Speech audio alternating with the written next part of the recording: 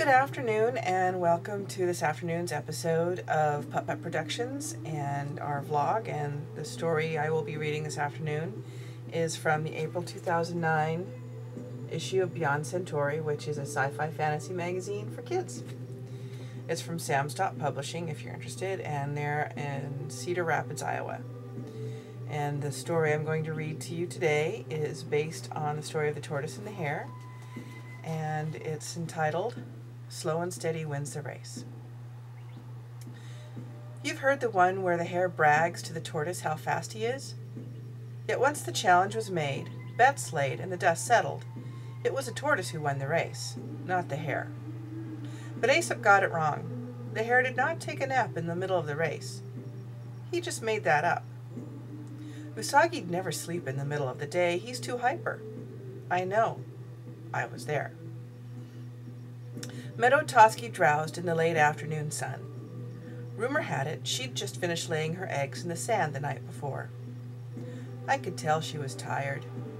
Tortoises don't move much anyway, but she'd become one with the rock that we shared after a busy morning foraging, she for tender greens and me for insects, when Usagi came bounding by. "Hey, Meadow Toski, lazy tortoise. The day is only half done. Why are you sitting there like a lump with Quararia?" Meadow Toski opened one eye and glared at the hare. "Usagi, I'm not in the mood." Her voice reverberated heavy and deep, rolling over the rock and across the forest floor. I glanced over at Meadow Toski.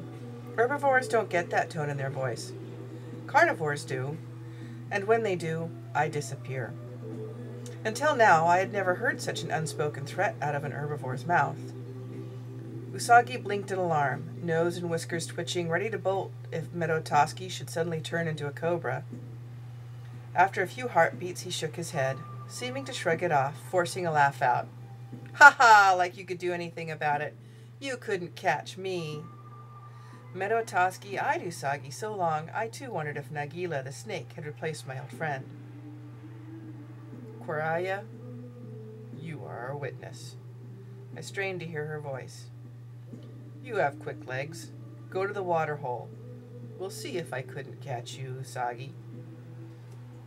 Now I know you're joking. Usagi was beside himself with glee, appearing to have forgotten the implied threat in Meadow Toski's eyes. Usagi danced around the rock, hind legs thumping on the ground.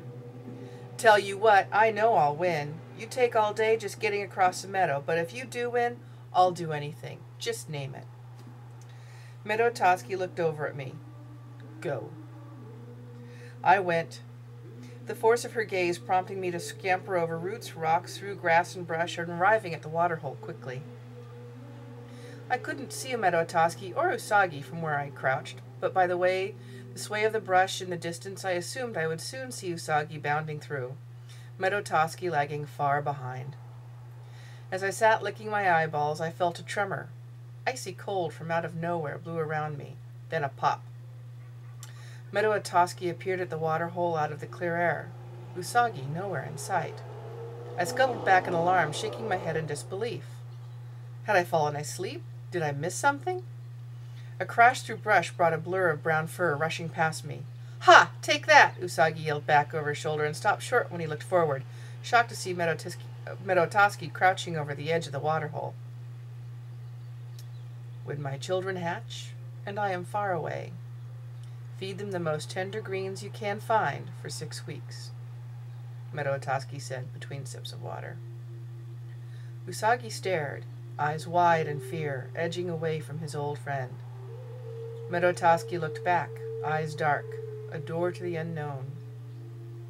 Usagi looked down, unwilling to go where she had been. He left, grumbling into his whiskers. He already had a large family to feed. "You will not forget that soon." I looked back over at Meadow Toski.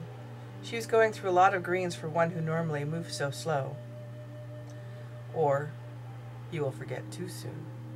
She gave me a wry grin. "That was some trick, Meadow Toski. How did you do it?" I was curious and a little afraid. "Usagi assumes the shortest distance between 2 points is a straight line. She spoke around the clover she was now chewing. I brought the 2 points together.